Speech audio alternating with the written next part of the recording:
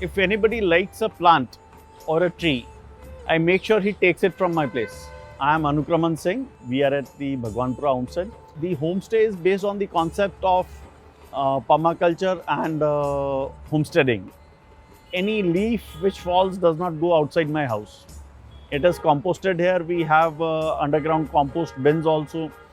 We have not put any televisions or anything inside the rooms and want the travelers to come here and have long stays and enjoy the outdoor spaces instead of staying inside.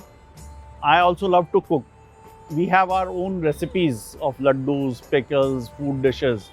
Every day we wash our plants so that the pollinators have easy access to shallow water.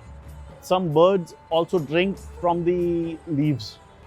The soil has become so rich, if whatever seed falls, it grows.